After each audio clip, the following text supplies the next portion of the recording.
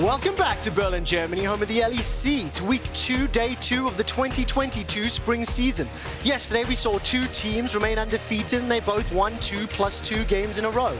2 fortnights from now, it will be the 22nd of the second month in the year 2022. I think it's time we start day 2 of week 2 of 2022. My name is Quickshot. Today, on the 22nd of January, I'm joined by two analysts, Vedius and Trouble. Thank you for joining me. Let's take a look at the first of the undefeated teams at the top of our table. Rogue, they took down Mad Lions yesterday. We're just not going to talk about that? We're not going to talk about that? Okay. What does that say? We're going to talk about Rogue. Great. Trouble, what do you make of them? I think they have been very dominant. You know, a few question marks bringing in 2 new members, but so far, with such a clean record, 0 losses so far, they've been looking crisp. I think Tribby put on a performance yesterday as well, onto the Blitzcrank all over the map, helping a little bit Larsen in the middle as well, so he doesn't have to build 2 defensive items this time. Hanno to Omne, he showed his age yesterday. 1,000 kills on Summoner's Rift here in LEC, and I mean, it's been a pleasure casting him all these years. The fact he's been playing for so long, still playing at the top of his game, still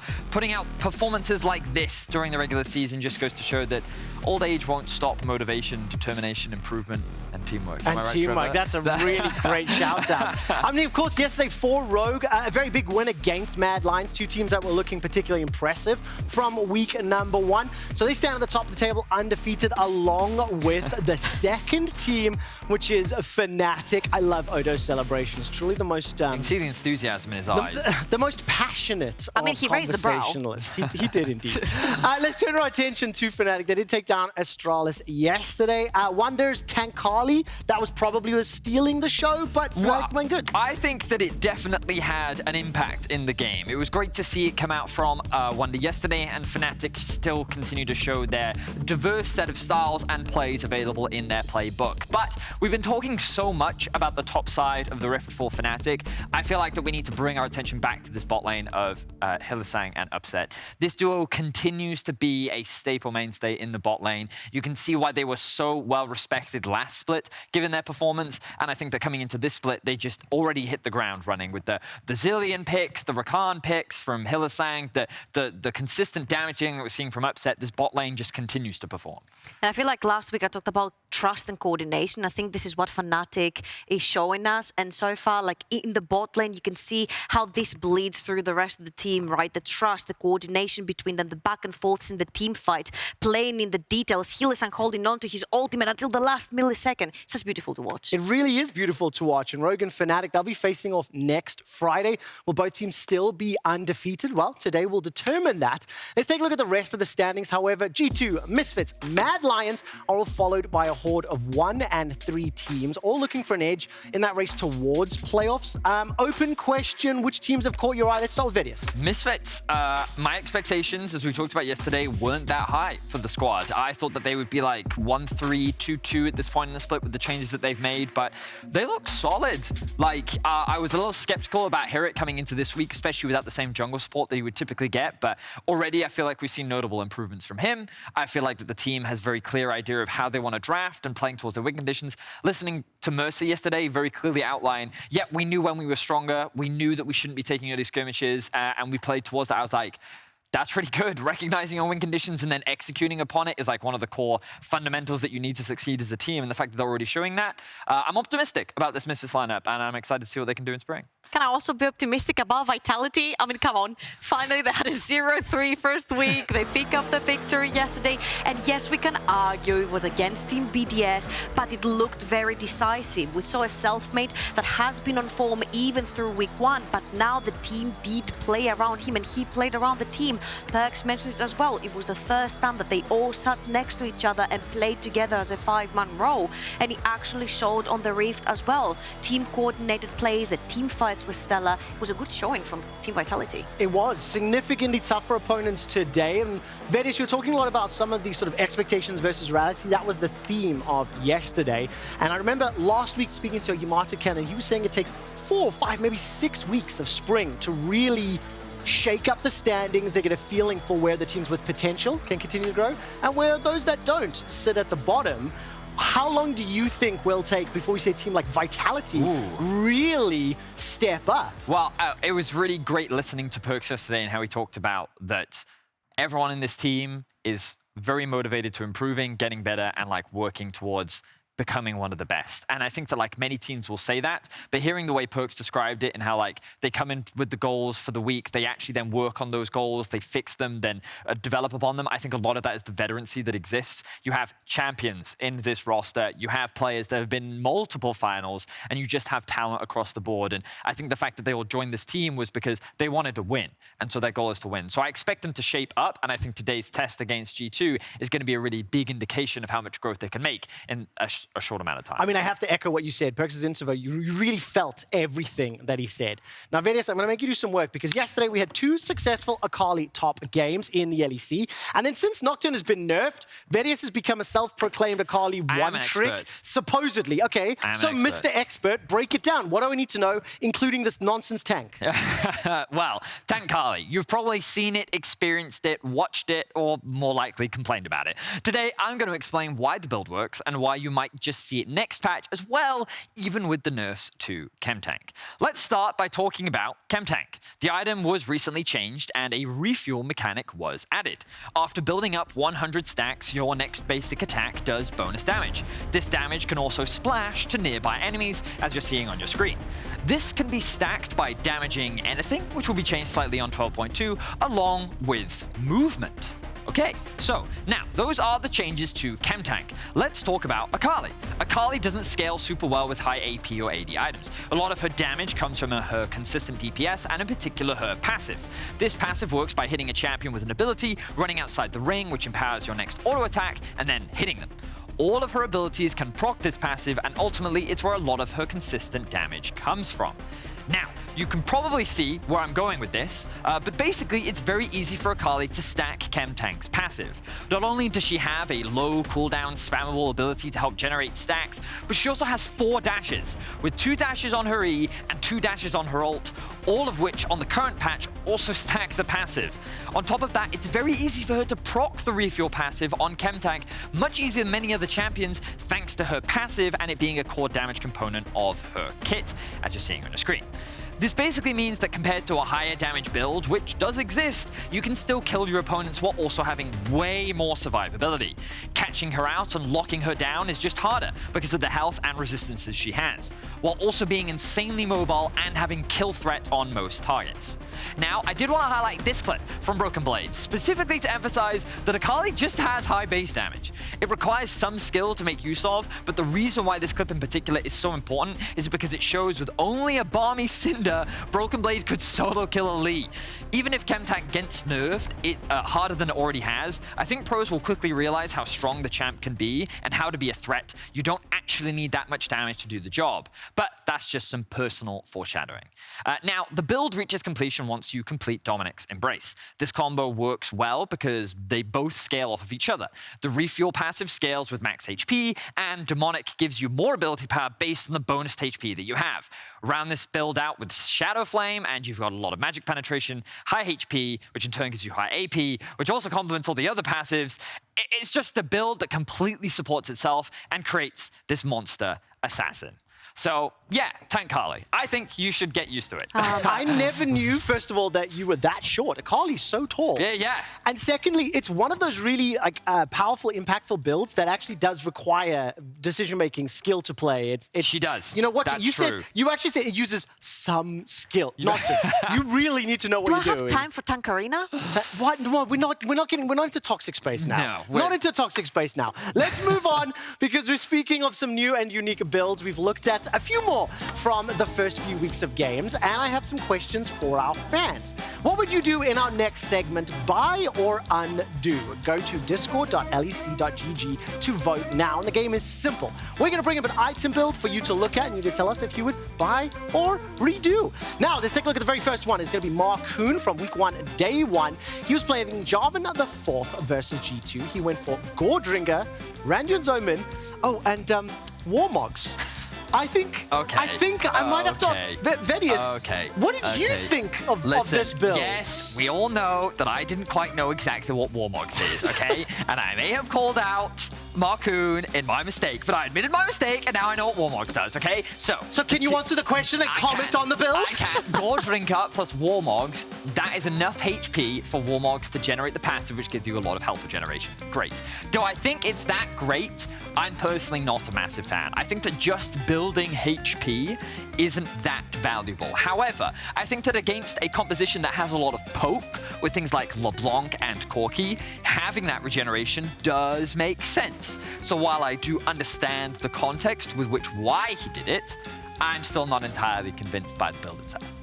I feel like even if you go down to 2 items, possibly a Gold Drinker together with a Sterak's, due to the nature of Javan overextending a few times from his teammates to try to engage in the backline and cage them in, sometimes you do need that extra protection that the shield from Sterak's will give you so you can come out unscathed. So, okay, I get the feeling that we're 2 undos on the desk. I'm going to decide for you. What did the fans say at home voting on Discord? Was it for buy or undo? The answer was buying, so they actually opted into the build. I mean, that's totally fine. Fair enough. To your decision, right? How you want to play the game. We talked a little bit about poking, talked a little bit about LeBlanc, so let's take a look at Nukeduck's build. This was against Vitality. He went CDR boots, Liandry's, and then Shadow Flame Trouble. Also, it needs to be mentioned that he was running Airy as a rune here, and it made sense at the time because we're like, you're against the Vex, you never want to W into a Vex, especially when her Fear passive is up. It made sense, but then the burst just kind of disappeared, especially with the build as well. He wasn't able to burst down anyone because the Ludens wasn't there for the splash, the Void stuff wasn't there for the splash. I like the CDR boots for all the chains that are going to be going around, but I'm like, give us a little bit more damage, man. It's one of those situations where I think that again, you can understand the idea. The idea is that you want to make poke Akali, poke LeBlanc. One trick over here. I am. You want to leverage the fact that you have the burn on the Liandry's. The fact that it also gives haste on all your other legendary items means that you then have much higher cooldown haste. You can then spam your abilities more. You have a lot more poke damage. It makes sense in what you're playing against. Do I think that it is the best LeBlanc build out there? No, I'm not entirely convinced. You're not. If you're going to play LeBlanc poke, wrong. LeBlanc is a nuke. Blow people up. Discord 100% agree. They've actually voted for a refund. That is absolutely what they want to do. All right, last build. We're going to take a look at Trimby. He played Lulu versus Misfits. He went Moonstone and Chemtech Putrefier. Who's jumping in on this one first? Go ahead. Okay, I like it. I really like the Moonstone because very recently it received not 1, but I think 2 multiple buffs. And right now, I remember there was a conversation on Twitter with Trimby and how much healing that did by the end of the game. It was about 3,000 healing from the item, and the amplification of the shields and healing was at about 1.7k, which is insane. And especially seeing it against really bursty comps like a LeBlanc, I feel like having that extra shield to protect your carry is really valuable. Sorry, I just noticed how ominous the shopkeeper looks behind us. I just see giant red glowing eyes. What I will say about this build is that the other two seemed quite contextual in the game that they were in. It felt like that I could see the idea based on the composition that you were playing against. Whereas this build, I think, is a little bit more generic for Lulu just as a champion. I think that there is just more use case situations for this. And I think this is also what Trimby was trying to advocate for, in that, like, you don't just have to default build Shurelya's. I think there are other options for Lulu, and this is actually a very good one. So yeah, I'm definitely a little more bought in after seeing its effectiveness and Trimby's way of thinking. Trimby actually explicitly said some supports just autopilot for Shurelya, so even more dramatic. Discord 100% agrees. They are 100% bought in as well. And the looming ominous Boris behind us says thank you very much.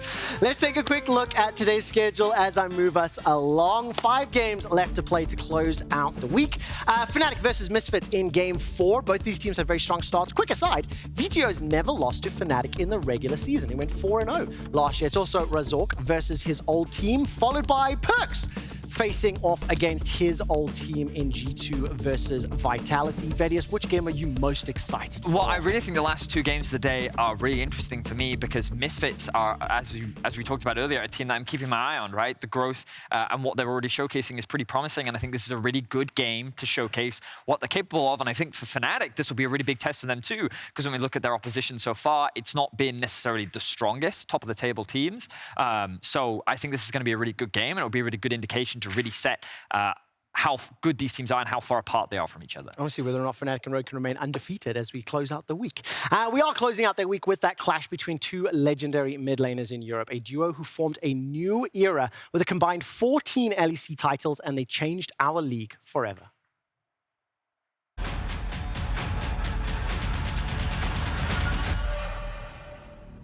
Perkz against his old team, a match that we've been waiting for since the beginning of 2020. The only thing hotter than the banter between former teammates is the burning desire to prove who's better. Obviously can't wait to play against Jankos and Caps. It will be just like fun smashing the org to the ground. When you think about the events that occurred, it's like completely f***ed up timeline. Playing against Perkz was always the most fun in Europe, like by far. The games I was looking forward to the most. I'm hoping it will be the same kind of feelings when I go up against them. We have to remember what Caps used to do to Perkz when they were playing opposite teams, right? I'm gonna smash him so hard that he's gonna think that it's an international tournament. Oh, Caps! He just solo killed Perkz! Caps flashes forward! Turns it onto Perkz! First blood to Baby Faker! It's gonna be just really fun facing Caps. But to be honest, like it's kind of like overshadowed by the fact that like I'm facing G2, the club that I made, by the way. G2 not going to Worlds, probably the funniest thing that happened in 2021. G2 are going home! Fnatic make it through to Worlds! I mean, I was feeling definitely a bit sad because I have a lot of connection with the players. But then again, it's like, you know, they did it themselves, you know. So I understand why they're going with the rookie squad now, so they don't have the disgrace anymore. If he wouldn't make Worlds, we would probably also be sad for him, but also laugh in a way because, you know, he left the team and then he didn't find success. The point is, and the point stands, that he's back in Europe and we'll teach him a lesson. I don't think they're gonna be like ever again as dominant as they were. You can cope and say they want to win Worlds as much as you want, but this team ain't ever winning Worlds. On paper they look worse than they ever did, but the rosters on paper don't really mean as much as people think. Vitality coming into this Super Week on 0-2 as Fnatic will find their second win over EU's latest super team. After having a weak start, Vitality is out with a point to prove by getting their first win of the LEC. Otherwise, they may fall into the same trap that we've seen many super teams fall into in the past. It's all too easy. G2 came for the win. Have the damage to shut down the Aurelion. And this should be a wipe here for G2 as they clean up XL in the bottom lane. Broken going over the wall anyway. He's not worried about the cooldown timers. He's just trying to kill everybody. This, at its heart, is an old-fashioned grudge match, and utilizing the new players by their side is what will prove who comes out victorious. It's gonna be for sure fun as like that's all I know.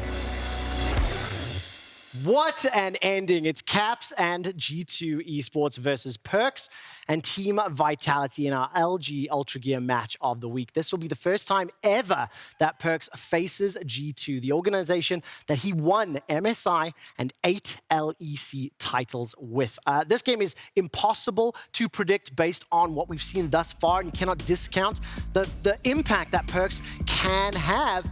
Now, they bounced back after 0-3. They picked up a win yesterday, but it's definitely going to still be difficult for Vitality today. Yeah, I mean, we saw a lot more promising aspects from Vitality yesterday, and I think that we got really great insight from Perkz as well, where he talked a lot about how the team has been struggling. Yesterday was the first time that they actually got to sit down and play together, and that synergy will take time to build, but we can only hope that with the talent on that roster, that they'll be able to come together and only grow to become one of the strong contenders in Europe. And I'm optimistic, and I think many fans are as well, as Perkz makes his return to the European stage. I mean, Selfmade said it in that little video piece that rosters on paper don't always mean anything. Vitality with the super team go 0-3 and G2 surprise. G2 have gone 3-1 already. The new players seem to be slotting in well. What's your take?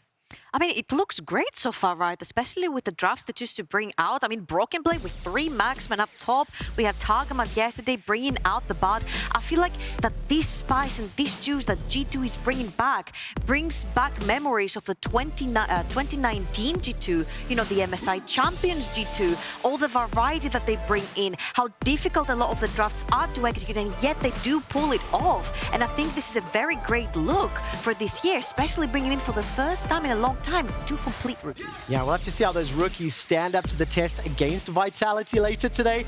But of course, the 2 veterans, the 2 experienced players, the 2 mid laners that changed European League of Legends, Caps versus Perkz. It has been 1,268 days. That's roughly 3.5 years since these 2 last played against one another on the LEC stage in 2018 summer regular season. Because remember, they were teammates after that as well. Caps versus Perkz, what's going to happen? I mean, it's as a color, I don't get very many big casting moments, but Caps just solo killed Perkz was one of them. And we know that it's always an exciting matchup when these two go up against each other, because I think that for a long time, both of them have had a point to prove. It was Caps taking that original throne away from Perkz. Perkz admitting that he thought Caps had greater potential than him, moving to the side, and now believing, you know what, I want to come back, and I want to...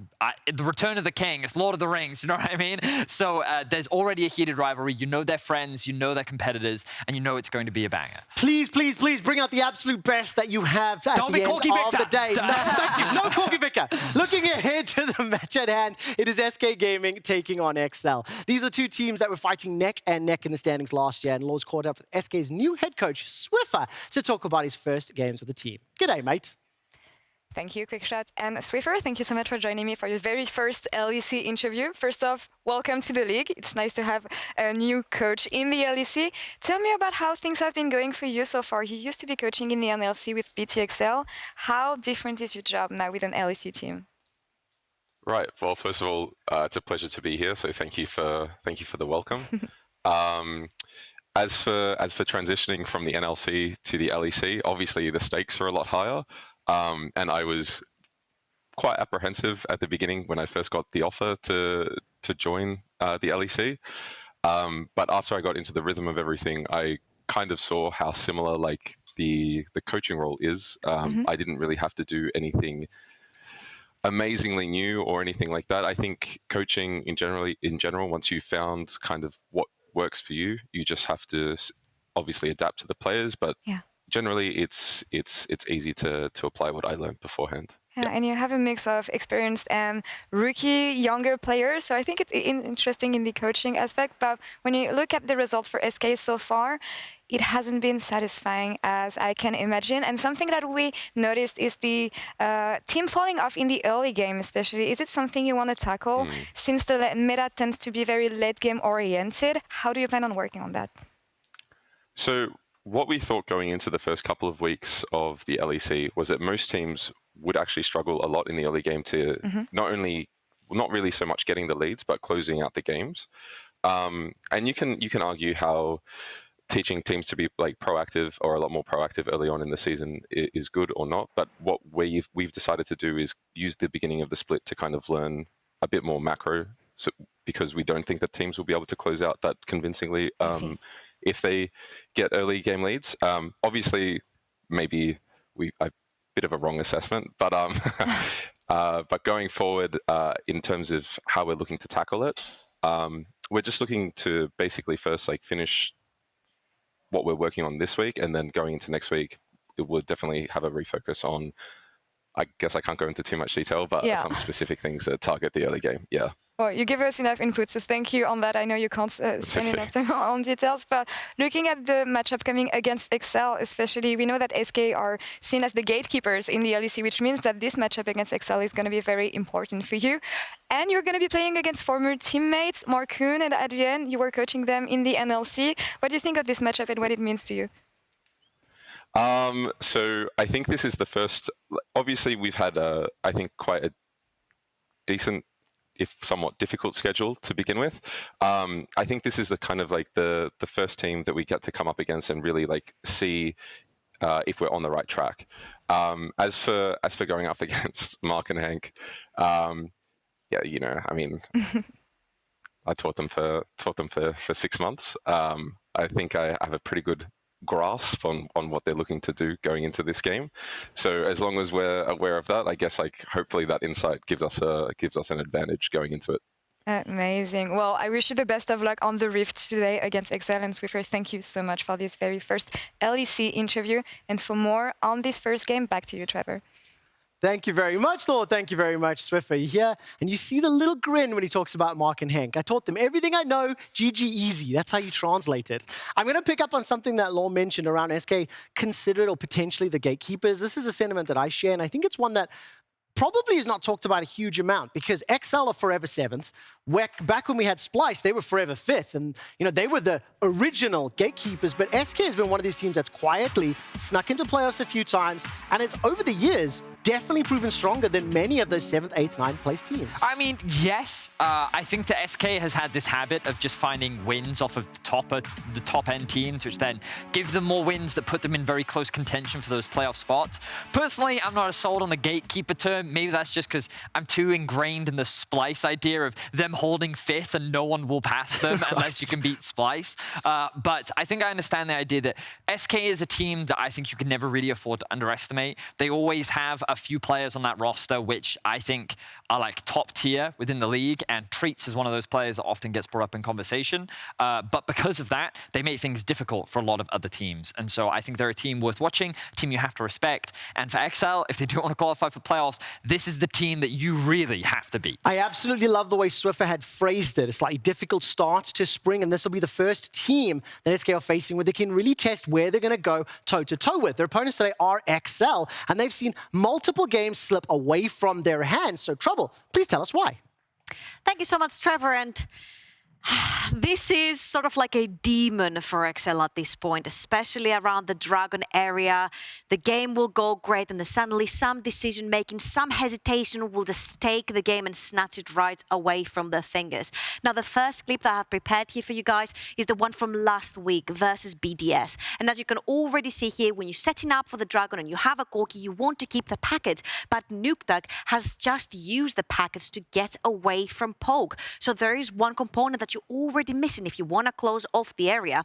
Something that's really good that's happening for the side of XL, though, is that if you look here, there's a sneaky beaky Ornn that snuck into the Chem Fog and has a beautiful flank for this fight. So as I keep rolling this clip, you'll see that XL will start the Dragon, and once the trigger is pulled for Finn to get the perfect flank onto Nuclear In, the perfect flank onto Xmati, you'll suddenly see that XL give the call, do the Drake, back the heck out. As I keep rolling the clip, Finn is doing a great job. He has 5 members on him. He keeps them busy for so long. Yet XL are so indecisive. Are they going in? Are they going out? Do they want the Drake or do they want to fight? And this is a lot of that playmaking and shot calling that we talked about that doesn't seem to be very, very clear for XL. Now, if I go on to clip number 2, this is more recent. This is from yesterday, and we see the exact same setup for XL. They're trying to set up for the Dragon. If I'm not wrong, this is going to be the soul for them as well, but they have already split. You see that 2 members of XL are going this way, and 3 members of XL are going this way, which gives Misfits a very easy way inside the river since XL are split. Now, something that XL do very well is they're going to wrap around the blue buff and join the rest of the team with their carries. But here's where the problems start to occur. As everyone joins in, you will see that there is a line that's splitting the 2 teams. Great, perfect. What do you have?